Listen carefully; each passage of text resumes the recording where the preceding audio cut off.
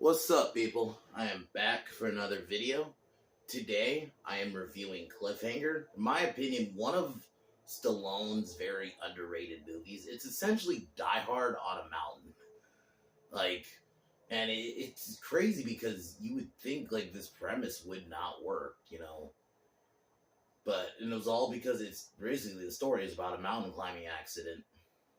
And you have a really good cast here. You have John Lithgow, you have Michael Rooker as his friend, who surprisingly he's not playing a villain in this because he usually, for the most part, plays villains, or at least close to villains. And he actually wasn't a villain in this. He was a good guy. John Lithgow was the villain. Eric Quaylen thought he was a pretty good villain.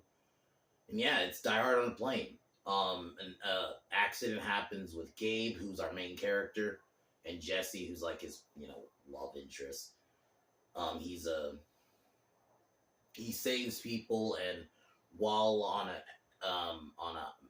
a mountain climbing to try to save a girl, Sarah, who's Hal's girlfriend, she ends up dying in a freak accident. And Gabe, one of the things he has to learn throughout the movie is to not blame himself, for what happened. It causes a strain between him and Hal's relationship, and then he returns 8 months later. While there, same time, Eric Quaylen is jewel thieves who has a bunch of money. They end up trashing the plane, and they have to try to retrieve the money. And they are use Gabe and Hal to try to locate the money because they're experienced with mountains. So basically, yeah, it's Die Hard in a plane. Like, it's about, like, they're not terrorists is the only difference, but it's essentially like the very same idea. And I'm not saying it's a ripoff or anything. I think it's good. I like the idea of, having Eric, that Gabe has to survive on this plane on his own. And I thought John Lithgow did really good as a villain. Like that scene where they kill Hal's friend, they're also on the mountain, like they're snow parachuting. And yeah, they end up getting, one of them manages to get away, but the other one gets killed. Pretty brutal scene. Like, it's a really good movie. And Stallone has to survive on this mountain, and you get a scene where he fucking military presses a dude into, stalagmite? I could be saying that wrong. But, like, the sharp rock, I'll just say. Like, holy shit. Like, good explosions. It's a fun action film. It's a fun character movie. I thought Gabe Walker's a good story. Stallone's arc in it is pretty good. Thought he had decent chemistry with Jesse, the love interest. I thought Michael Rooker did a good job as Hal. Like, all around, just a fun movie. And you wouldn't think, like, mountain climber tries to survive thieves would make a good movie, but it does. In my opinion, one of Stallone's best. I think it's really underrated. Like, and it's understandable just because compared to, like, the other movies he's done, yeah, it's understandable this would be on the lower end, but I definitely think it's a really good movie. So, heavily recommended if you haven't seen it. If I were to give it out of 10, like a 9, fun action flick. It was a, fun 90s action flick. It was also, like, isolated. I'm cool with isolated, not just in horror, just even in general. When someone is on their own, or when there's only a couple people that have to survive on their own. It doesn't even have to be a horror movie. Even like an action movie where the hero's on their own and the villain has, like, the advantage. Yeah. But all around good movie. Heavily recommend it. Yeah. But tomorrow, I'm going to be reviewing, in my opinion, one of the greatest 70s movies. Instant classic, The Warriors. Just the way the movie was about, gang warfare, but also just the aesthetic of it, just all around the directing, just awesome movie. So I can't wait to talk about that tomorrow. And yeah. But we're going to get going here.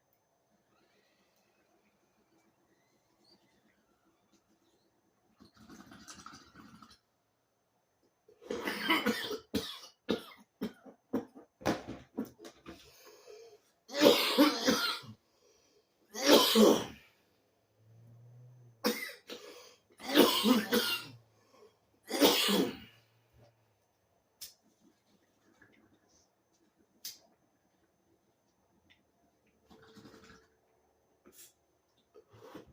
the film opens up.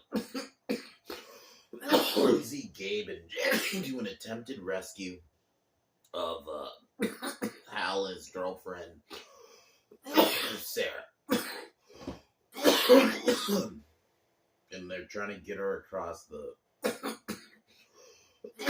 zip line. But it accidentally goes wrong and Sarah ends up dying. And then we jump ahead like 8 months. And Hal, because Hal and Gabe are like best friends. That's like how the movie starts. Like they're best friends and sorry. But Hal ends up staying at the mountain along with Jesse. So Gabe decides to go back to get Jesse, and you could tell. And I really like that scene with him and Jesse, where Jesse's trying to tell him like, don't blame yourself for what happened, but and you have that moment where like Gabe is like, no, but it was my fault. I like stories like that. Like, yeah, he tried his best, and that's where I'm at with him. But then it's still like you feel bad for him because it's like, but you put yourself in that person's in his shoes. It's like I would feel the same way. I would feel like I killed that. I would feel like I killed her. So when you're able to do shit like that in the movie, that's when you know it's good. And same time this is happening, Eric Whalen and his gang of international jewel thieves just stole a bunch of money and are heading back in their plane, but it ends up crashing, which causes the money to get lost. And I gotta say, yeah, John Lithgow did a really good job as the villain. Like, he's not like, I wouldn't put him up there like Hans Gruber, or trying to think of another good action movie villain. The villain from Commando too. He's another good example. But I thought he was pretty good in this. I thought he was decently hateable, and he was memorable, and and I think that's like all he really got to be. And I thought he was a pretty good villain. You wanted him to get his, so. Gabe ends up going to meet with Hal while they're on the mountain, and they have like that was another really good scene between him and Hal like pretty much blames him for what happened to Sarah. And when you have like when Gabe was going like, you didn't have to see her die, like you didn't have to like, because he looked down at her when she died, like she died essentially in his hands, and it's like such a good comeback back and forth. The terrorists find them and basically are trying to order them to help them to find the money. Gabe manages to get away and causes a fake avalanche. Not a fake avalanche, but he causes an avalanche. So like kind of to cause a getaway. But in that Eric thinks that Eric thinks Gabe died, so he ends up using Hal as his guide. They end up finding the first box of money, and this is where we meet. Eric and Gabe meets with Jesse to help him find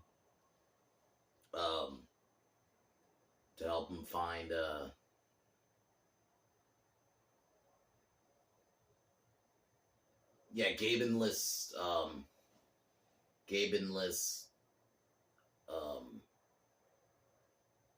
fuck, I don't know why my mind's going blank right now. Jesse. Fuck, I just said it. Gabe, enlists Jesse for help. And that's basically pretty much the film is from here is them trying to survive while Hal is helping, basically forced to help the terrorists get the money. Gabe and Jesse managed to locate the other box of money and leave a message like, "Do you want to trade?" Basically, trade the money for Hal. And one of his henchmen goes to try to find Hal, seemingly finds him and tries to demand the money.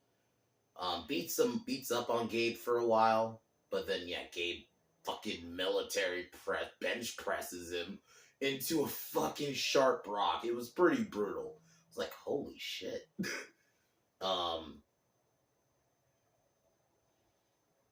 Couple of Hal's friends show up to try to talk to Hal, and Eric orders Hal to basically use him as a distraction. Hal tries to warn him to get away. Well, one of them I think Evan was his name, manages to get away while the other one gets shot dead.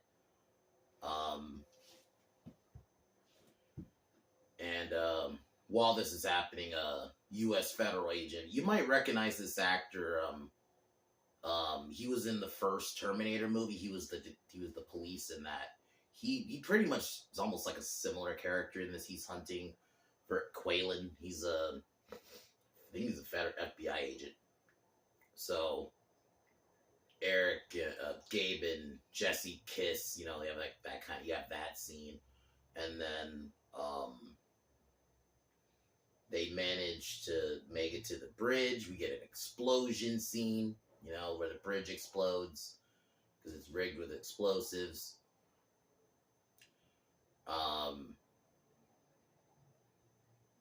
Hal manages to nearly gets killed by one of Quaylen's henchmen, but manages to get away. Oh, before that, there was a scene where another one of Hal's friends shows up in a helicopter to show up, but it was actually a trap set up by Quaylen, and they end up killing him.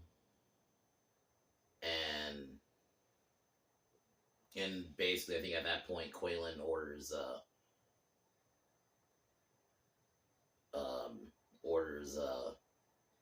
one of his henchmen to kill Hal, but Hal manages to get a knife off of him. And this is the scene I was talking about where Hal manages to kill one of Quaylen's henchmen. And Quaylen, the scene at the bridge, I think that was where Quaylen, they were going to do the initial trade, but it was a trap. But then Quaylen manages to get the helicopter and kidnap Jesse, because Jesse thinks it's Gabe in the helicopter, but it's not. While Gabe kills another one of Quaylen's workers, who's he's an FBI agent who turned, and then Quaylen orders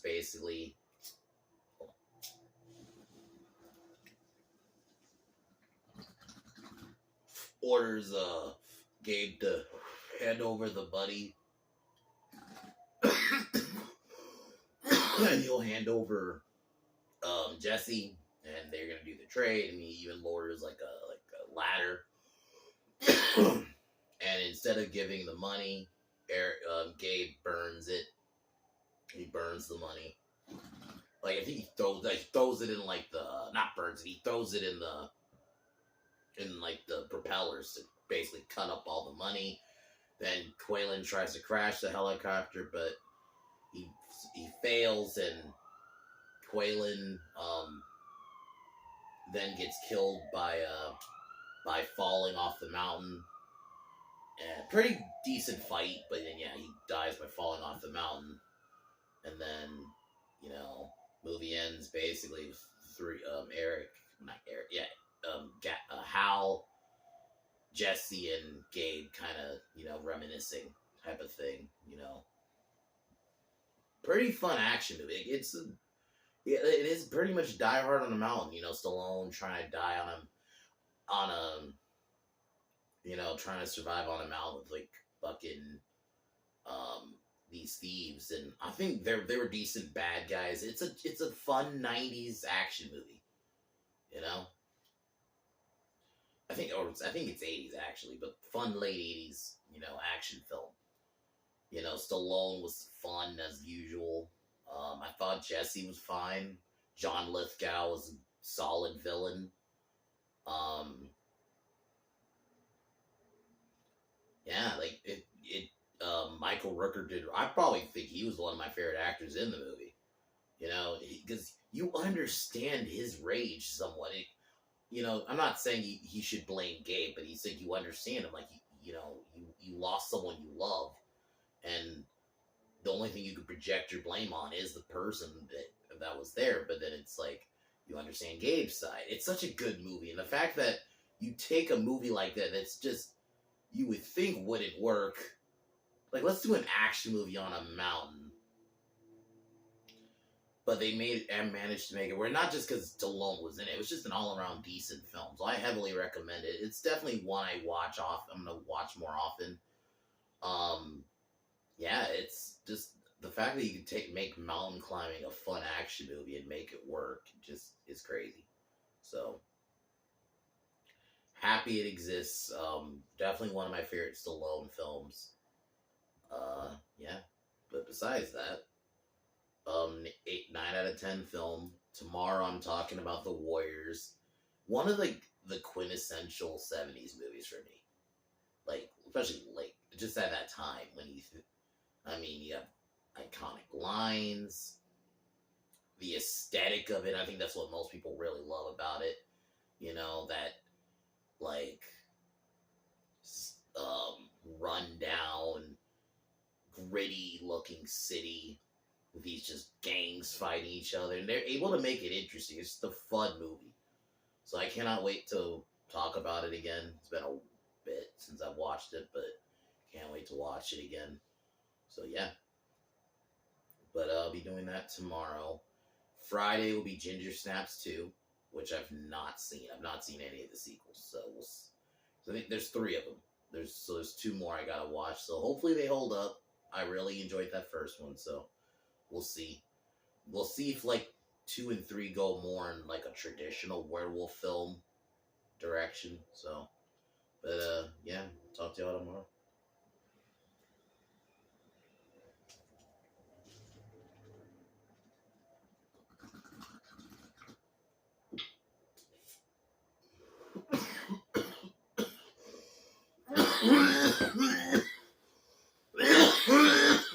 But fuck Joe Biden. Fuck Kamala Harris. Peace.